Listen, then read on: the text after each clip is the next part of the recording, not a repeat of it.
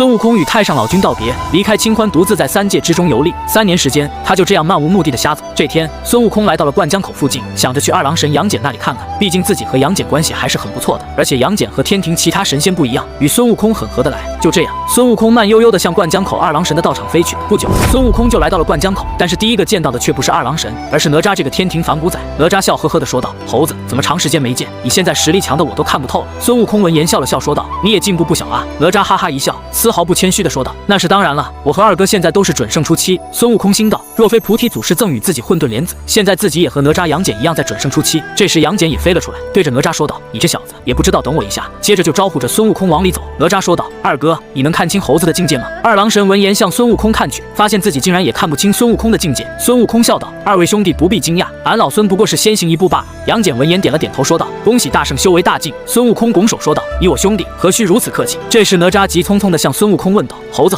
红云圣人真的是你师傅吗？怎么没听你以前说起过？”其实杨戬也挺好奇的，当时他们奉玉帝之命讨伐积雷山妖族，最后竟然得知孙悟空的师傅竟然是一位圣人，这令他们惊讶无比。祖师确实是俺老孙的师傅，俺老孙的名字都是祖师取得。哪吒说道：“那你以前怎么不说出来啊？不然如来那老东西怎敢算计你？”孙悟空苦笑道：“当时我也是有难言之隐啊。”杨戬见孙悟空不愿说起那些事，于是开口说道：“大圣好久不曾来过我这了，今天我们3个一定要喝个痛快。”孙悟空还未搭话，哪吒就兴冲冲地说道：“今天我一定要把猴子喝趴下，谁把谁喝趴下还不一定呢。”孙悟空亦是笑道。进了院子之后，杨戬取出珍藏多年的仙酿，订立了一个规矩，不管喝多少，不管醉成什么样子，都不能用法力解酒。哪吒刚开始就抱着坛子与孙悟空拼酒，一坛过后，杨戬又拿着一坛子与孙悟空拼。好在孙悟空酒量还行，在2人的车轮战下坚持了下来，然后孙悟空就开始反击了，逮着哪吒就是灌酒啊！哪吒也愣，孙悟空给他就喝。不一会儿，3界赫赫有名的3坛海会大神就醉得不成样子，帮着孙悟空就开始说什么打上天庭，让孙悟空做他的3界荡魔大元帅，还说着今天一定要让孙悟空与杨戬喝高兴，他去东海抽根龙筋给兄弟们当下酒菜。这时哮天犬走了进来调侃道：“现在不就有一道现成的下酒菜吗？”孙悟空和杨戬看向哮天犬，问道：“什么下酒菜？”哮天犬指了指挂在孙悟空身上的哪吒说道：“酒闷哦。”孙悟空和杨戬闻言顿时大笑不已。这时已经喝懵了的哪吒才看到进来的哮天犬，他兴奋地从孙悟空身上跳了下来，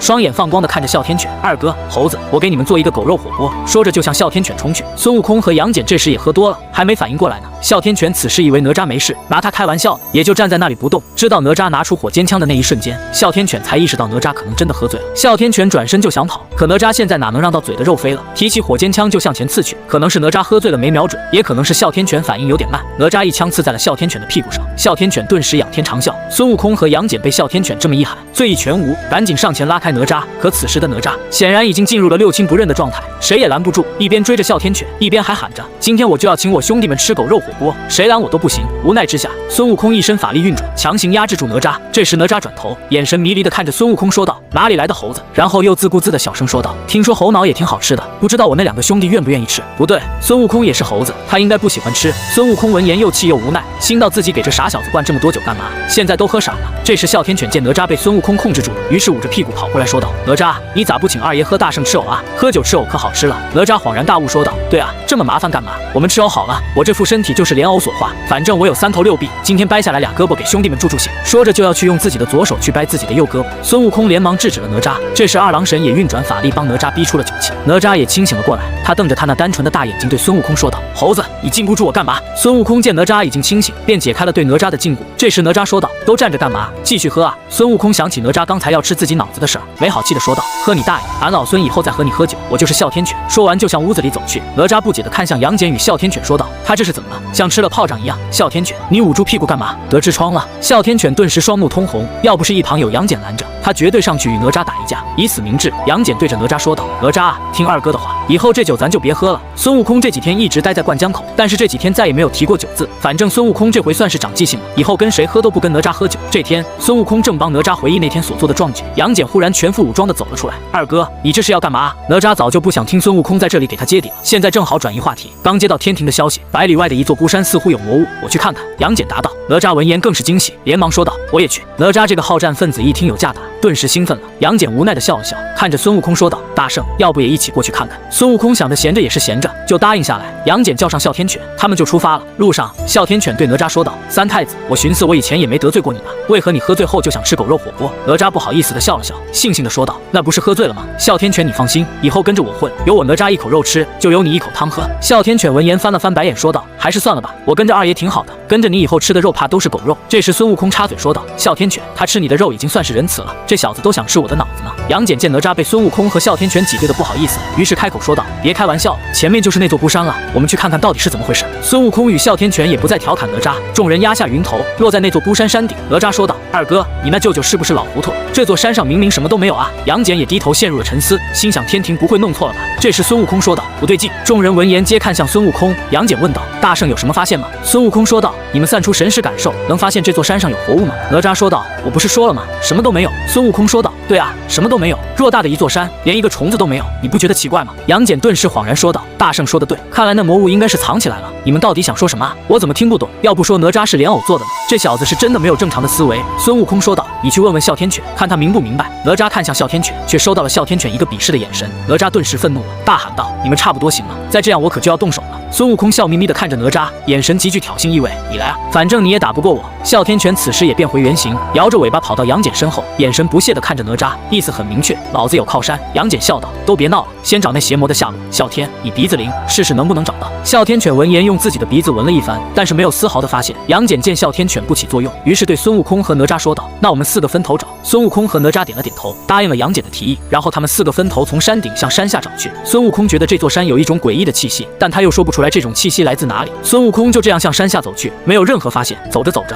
他意识到了不对劲，这座山明明没那么高啊，自己怎么走了这么长的时间还没到山脚？孙悟空心道不妙，放出神识查看杨戬3人的踪迹，发现自己竟然感受不到他们的气息。孙悟空停下脚步，法力全力运转，唤出金箍棒，警惕地看着四周。这时，孙悟空背后忽然有劲风袭来，孙悟空连忙躲避，但是依旧没有躲过。孙悟空顿时陷入昏迷。等他醒来时，他已经出现在方寸山，身旁是清欢。大圣，你醒了。清欢高兴地说道。清欢，孙悟空疑惑地说道，自己明明与杨戬他们在一处孤山上探寻邪魔踪迹啊，怎会在方寸山？清欢似乎也看出了孙悟空的疑惑，开口说道：“大圣，你被魔物袭击昏迷了过去，幸好祖师及时赶到，杀了邪魔救了你。”孙悟空还是感觉到不对劲，问道：“你不是在老君那里观棋吗？怎么在方寸山啊？”清欢笑道：“祖师回来的时候顺路把我也带回来了。”这时，菩提祖师带着镇元子走了过来。菩提祖师说道：“醒了就好。”孙悟空起身行礼，问道：“祖师，我那几个兄弟怎么样了？”菩提祖师说道：“跟你一样都昏迷了，不过被我救了之后就送往他们的道场。”孙悟空观察着菩提祖师的一举一动，发现眼前之人确实是菩提祖师之后才放下心来，毕竟他不觉得有人能假扮圣人。这时菩提祖师说道：“对了，太上老君传来消息，天外发现了鸿蒙紫气，为师去帮你寻了一道，等你突破准圣巅峰，就可以证道了。”孙悟空闻言大喜，向菩提祖师行礼拜谢，说道：“弟子多谢祖师。”菩提祖师点了点头，继续说道：“这段时间就安心在方寸山闭关吧，争取早日突破。花果山那边我会帮你看着的。”孙悟空点了点头，心道祖师对自己实在是太好了。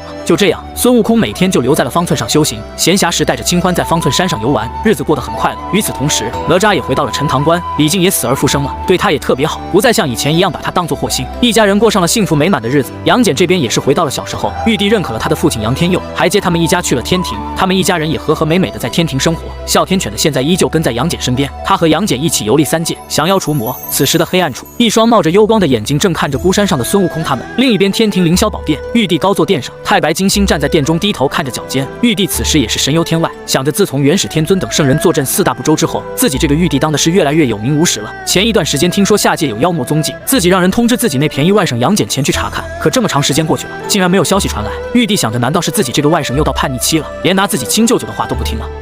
太白金星闻言立刻抬头说道：“陛下有何吩咐？”玉帝说道：“你去灌江口看看杨戬他到底在干什么，怎么这么长时间都没有前来复命，顺便问问他是不是朕的话不管用了。”太白金星闻言行礼，退出凌霄宝殿，飞出南天门向灌江口而去。太白金星一边赶路，一边在心里抱怨着：天庭那么多人，就我一个人可使唤，也不知道给我升个官。当然，抱怨归抱怨，事情还是要干的。太白金星来到灌江口，询问之下才知道，杨戬带着孙悟空和哪吒走了之后没有回来过。太白金星瞬间觉得事情好像没那么简单，连忙向天庭飞去。南天门的守卫看见有一道白光飞速向南天门袭来，以为又有那个不知死活的来闯南天门，急忙飞上去阻止，速让开道路，我是太白金星，有要事向陛下禀报。那些南天门天兵一听，急忙让开道路，一路飞驰。太白金星终于赶到凌霄宝殿，玉帝看着眼前喘着粗气的太白金星，惊讶地问道：“怎么回事？难道那小子造反了？”追杀你不成？太白金星现在也没心思与玉帝说笑，连忙将杨戬等人失踪的事情告诉玉帝。玉帝闻言面色也凝重起来，对太白金星问道：“你说那猴子和哪吒也跟着杨戬一起去了？”太白金星点了点头。玉帝心道不妙啊，杨戬和哪吒现在已经是准圣初期强者，而且他们的战力也不是一般准圣初期能比的，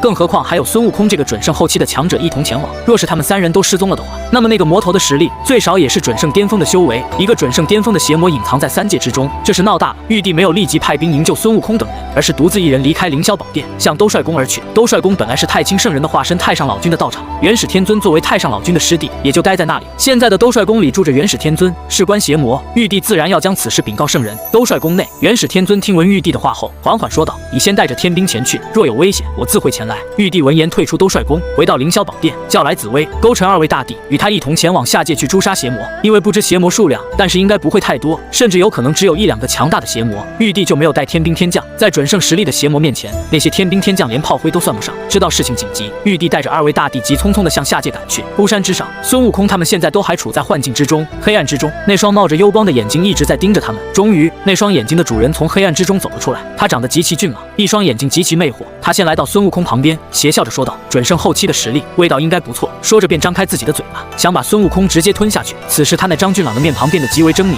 张着血盆大口就向孙悟空咬去。这时孙悟空顿时大喊一声：“杨戬，还不动手，更待何时？”说着就拿着金箍棒向那张血盆大口砸去。那邪魔连忙躲避，不可思议地看着孙悟空与杨戬说道：“不可能，你们现在应该沉迷在幻境之中才对。”杨戬笑着说道：“谢谢你，让我体验了一次阖家团圆的生活。虽然那是假的，但你做的已经很逼真了。”那邪魔盯着杨戬说道：“你是怎么看出来的？”杨戬笑了笑说道：“其实自从我刚陷入幻境的时候，我就苏醒了。只因为你不了解玉帝，他那种人把天条天规看得比什么都重，又怎么会认可我爹呢？他是一个好帝王，但他不是一个称职的哥哥，不是一个好舅舅。”那邪魔狠狠地看了一眼杨戬，转头对孙悟空说道：“那你呢？你的实力最强，我对你的幻境创造的最用心。”孙悟空说道：“你将一切都做得很好，但是俺老孙有一个特点，闲不住。本来我都相信那都是真的，但是后面我要离开方寸山时，祖师的劝阻让我产生了怀疑，再后来我就发现了很多不对的地方，然后就醒了，就这么简单。”那邪魔看着孙悟空说道，咬牙切齿地说道：“就这么简单？”孙悟空肯定地答道。那邪魔其实又怎能知道，孙悟空作为天生地养的灵物，天生心境通明，只要稍有差池，就能被孙悟空发现。这时那邪魔一身气息爆发，显然是准圣巅峰修为。他对着孙悟空和杨戬说道：“你们从幻境中出来又如何？今日你们还是逃不掉一个被我吃掉的下场。若是在幻境之中，你们还可以悄无声息、毫无痛苦地死去，但是现在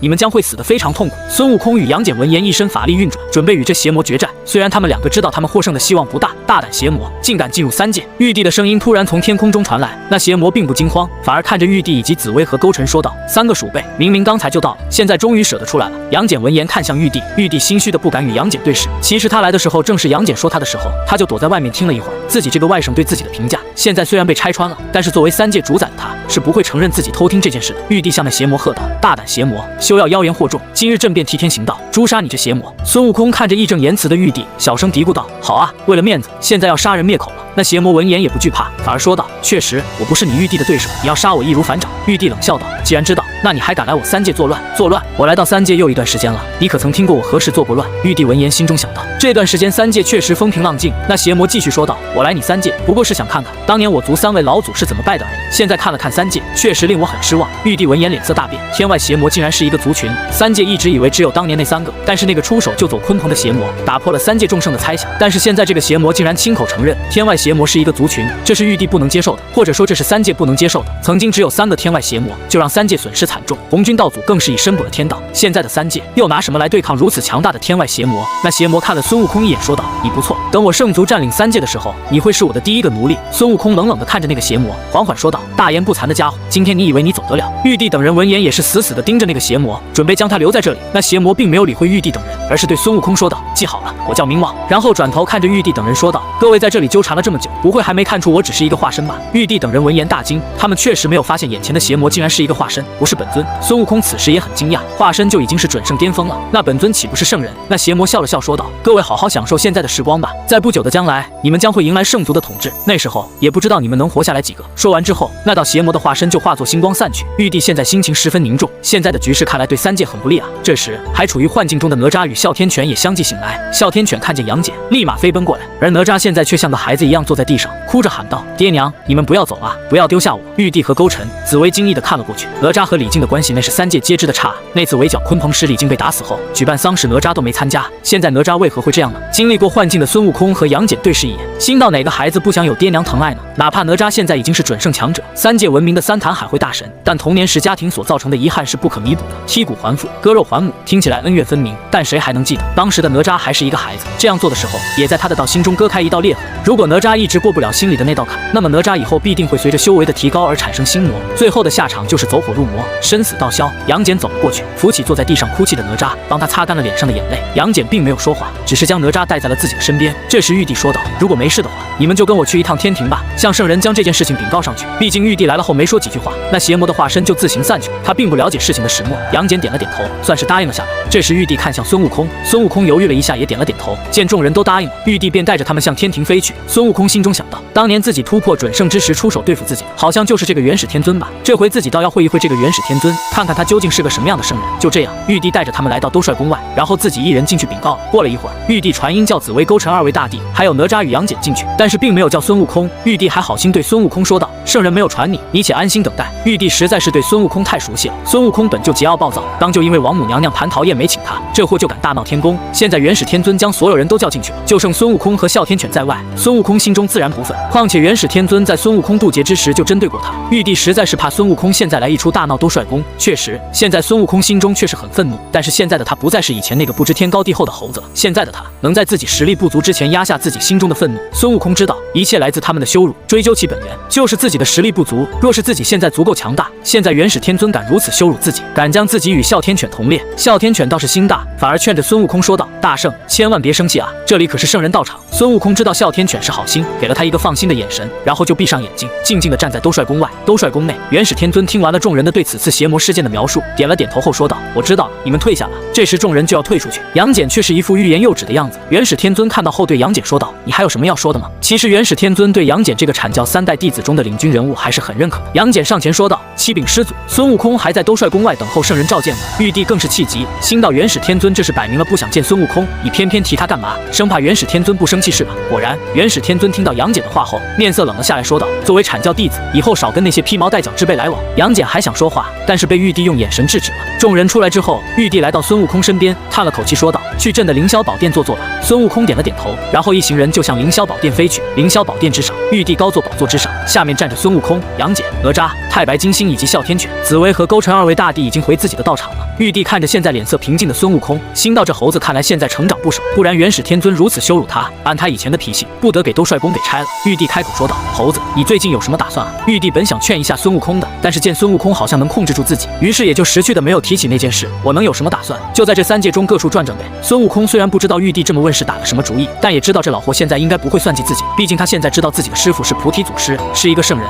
玉帝笑道：“朕有一处福地洞天，过几天就要开放，不如你和杨戬、哪吒一同去里面转转，反正你在哪都是转，去那里说不定还能有所收获呢，你说是不是？”秘境。孙悟空疑惑地看着玉帝，他不明白玉帝为什么要让自己去，往往被称为福地洞天的，里面机遇很多，玉帝就这么好心。玉帝见孙悟空不放心，于是开口解释道：“别多心，让你去是为了保护杨戬与哪吒，如果里面有与你有缘的机缘，你自取便是，算是你的报酬，如何？”孙悟空问道：“天庭那么多强者，为何非要我去保护他们呢？再说了，他们二人的实力也不算弱，自保还是能做到的吧？”玉帝闻言摇了摇头，看了一眼杨戬和哪吒，说道：“刚才在孤山之上，那个邪魔的话你们也听到了，现在的局势可以说是万分危机啊！朕现在需要几个能打的心腹之人，现在的天庭山头林立，让他们去保护杨戬、哪吒可能会适得其反。最重要的一个原因，朕的那处福地洞天很大，若是让旁人得知，难免生出一些不臣之心。”孙悟空闻言心中想到，玉帝这是要把杨戬和哪吒当心腹培养啊！而且玉帝这个老东西还不放心现在天庭的强者，叫自己去保护杨戬和哪吒，难道玉帝就这么放心自己？这处洞天很大，其中的机缘很多，那么陛下何不自己进去寻找机缘呢？孙悟空还是很谨慎地问道，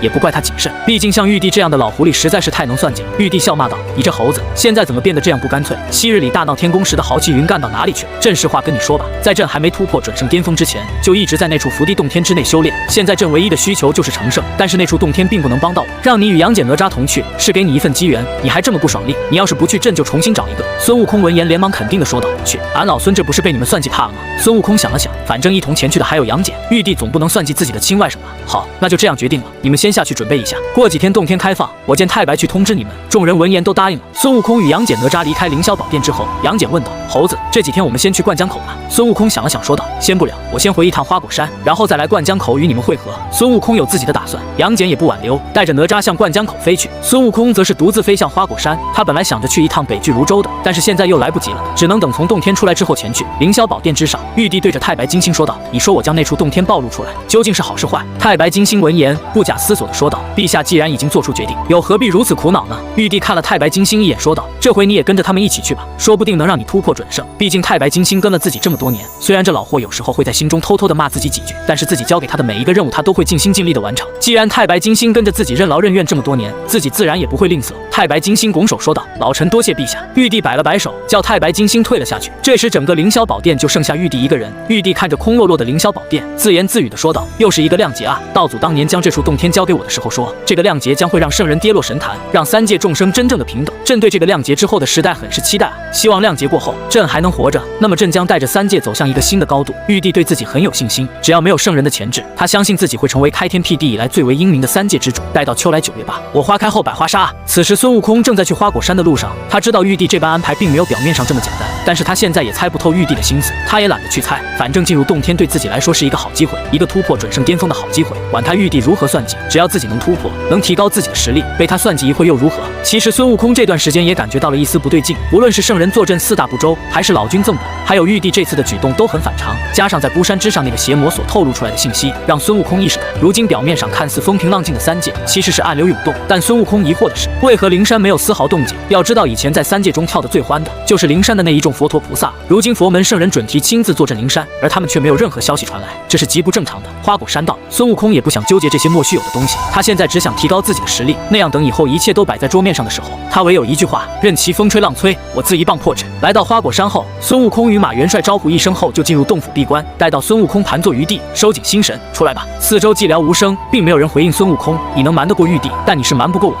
这时，一道黑光从孙悟空身上飞出，落地化为那个邪魔冥王的模样。其实早在凌霄宝殿之上，孙悟空就察觉到了冥王的存在。孙悟空之所以不跟杨戬等人去灌江口，就是想单独会会这邪魔，看他到底打的是什么主意。冥王好奇地看着孙悟空说道：“你是怎么发现我的？”他对自己的隐秘之法很自信，觉得三界中除了圣人，没人能看破他的隐秘之法，所以他很惊奇，为什么孙悟空这个才准圣后期的猴子能发现自己藏在他身上。孙悟空说道：“你的隐秘之法确实很高明，连玉帝这个圣人之下第一强者都发现不了。但是你不该上我的身，我天生灵台清明，岂能察觉不到你的存在？”冥王欣赏地看着孙悟空，心中更加确定了要将孙悟空收为奴隶的想法。如果我没猜错的话，你在孤山之上就用了一招瞒天过海的把戏，然后藏在玉帝身上，对吧？孙悟空盯着冥王那张异常俊朗的脸庞说道。冥王笑了笑说道：“不错。”孙悟空见冥王并没有摊牌的意思，于是继续说道：“那你为何要离开玉帝，跟着我呢？”冥王饶有兴致地看着孙悟空说道：“你不妨猜上一猜。”孙悟空想了想，疑惑地问道：“你想进入玉帝的洞天？”孙悟空实在是想不到冥王放弃玉帝跟着自己的理由。按理来说，冥王跟着玉帝可以获得更多有用的消息，但他现在却选择了自己。孙悟空觉得自己并没有吸引他的地方。那么冥王跟着自己的原因，只有跟着自己进入洞天了。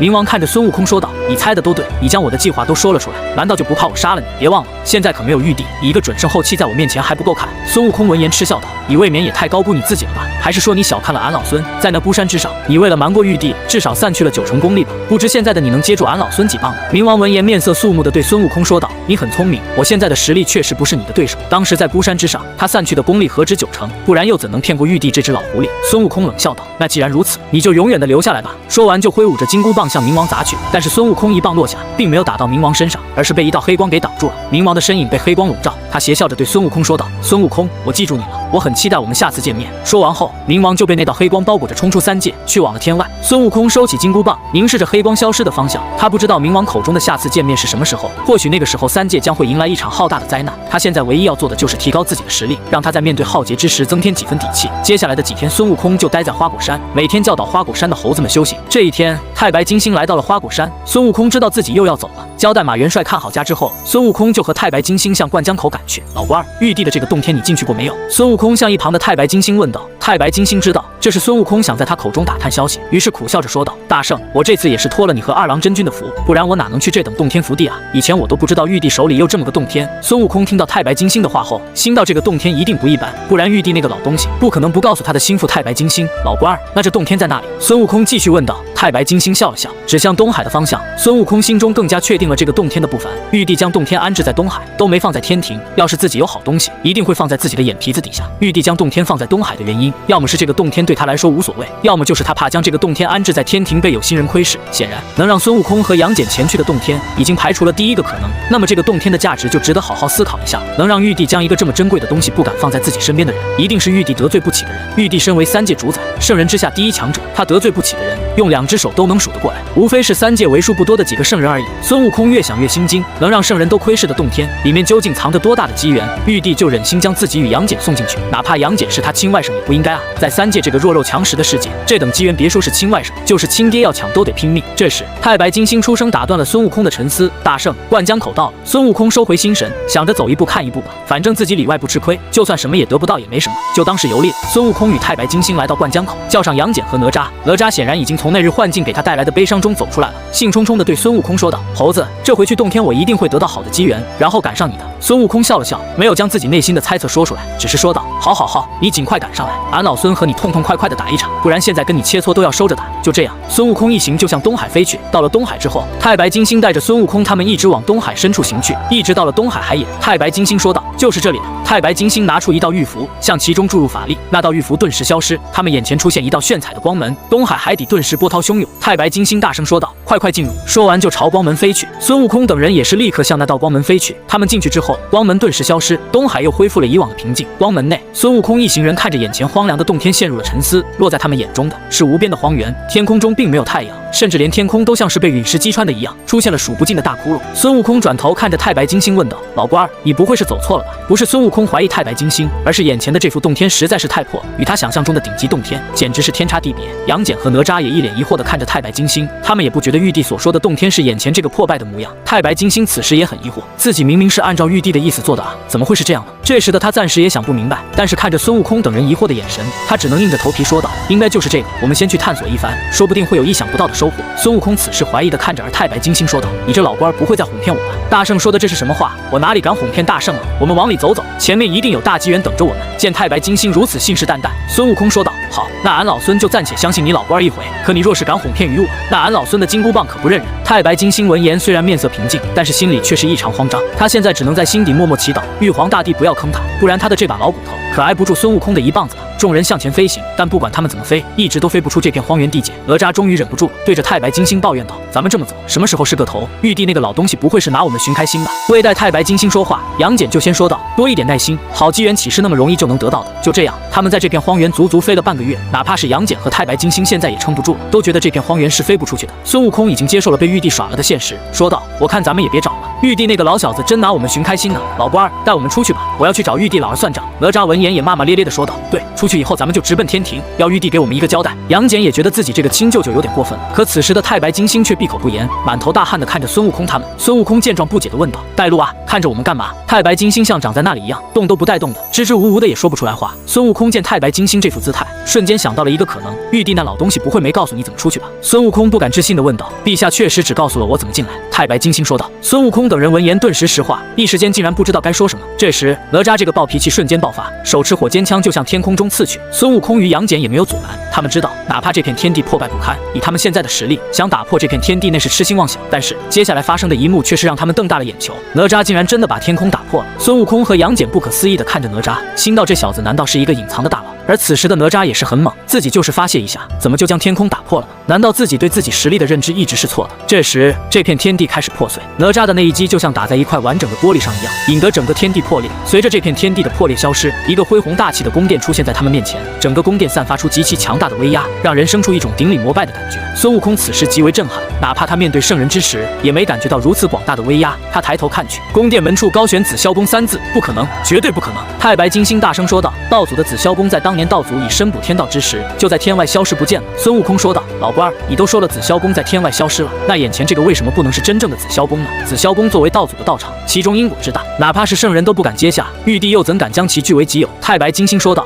孙悟空闻言也不再说话，因为他觉得太白金星说的对，玉帝真的接不住道祖的因果，哪怕他现在贵为三界之主，想接这份因果依旧不够资格。要不我们先进去看看，是真是假自然清楚。杨戬看着眼前的紫霄宫说道。孙悟空点了点头，率先向紫霄宫内走去。杨戬和哪吒也跟了上来，走在最后的就是一只在嘴里念叨着不可能的太白金星。之所以否定这是真的紫霄宫，并不是太白金星对紫霄宫有多熟悉，甚至他都没有去过紫霄宫，而是他身为玉帝的臣子，就必须否定这是紫霄宫。不然要是被三界中人知道紫霄宫在玉帝手里，那么玉帝即将迎来一场大祸。当然这还不是最主要的，太白金星和玉帝君臣相依，若这是真的紫霄宫，那么玉帝身上的因果就大了，以后必会被业火焚身，以致生死道消。但走在前面的孙悟空可不管那么多，走到紫霄宫门口，大手一推，九江殿门推开。在殿门被孙悟空打开的那一瞬间，注视着殿门的杨戬和哪吒顿时惊呼出声：红军道祖！